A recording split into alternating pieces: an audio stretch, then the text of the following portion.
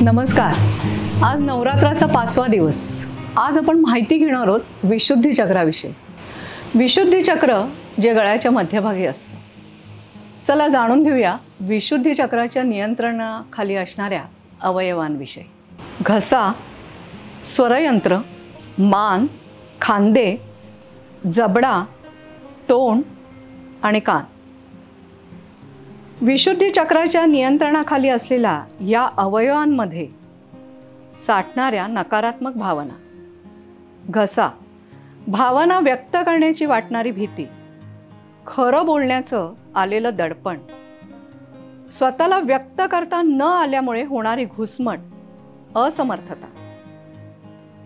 स्वरयंत्र, गळा, भोवतालच्या परिस्थितीने जाणवणारी अस्वस्थता, बोलण्याची वाटणारी भीती, घाबरटपणा, दबलेला संताप, चिडचिड.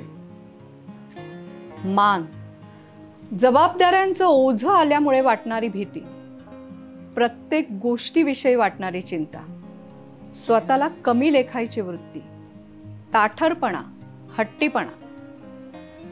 खांदे, जबाबदारी निभावता येईल का याविषयी वाटणारी चिंता, भूतकाळातील दुःखामुळे जाणवणारी असमर्थता, नाराजी व्यक्त करता न आल्यामुळे होणारी चिडचिड.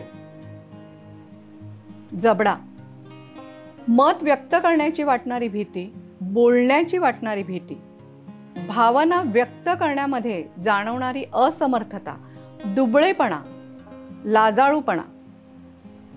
तोंड, खरं बोलण्याचं आलेलं दडपण, जगासमोर आपण स्वतःला कसं व्यक्त करायची ह्याची वाटणारी भीती, स्वतःविषयी जाणवणारी कमतरता.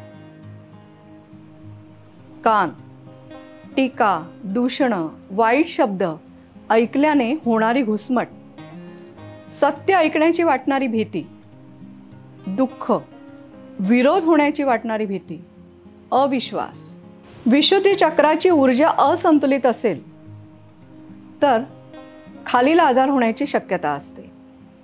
थायरॉइड, घसा दुखणे, वारंवार आवाज बसणे, गळ्याचे विकार, टॉन्सिल्स, कानाचे आजार, मान आणि खांद्याचे आजार. आपण आता बघितलं की विशुद्धी चक्राची ऊर्जा असंतुलित असेल तर आपल्याला कुठले आजार होण्याची शक्यता असते.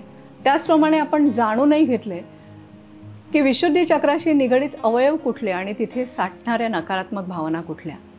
अशीच माहिती उद्या आपण घेणार आहोत आज्ञाचक्राविषयी.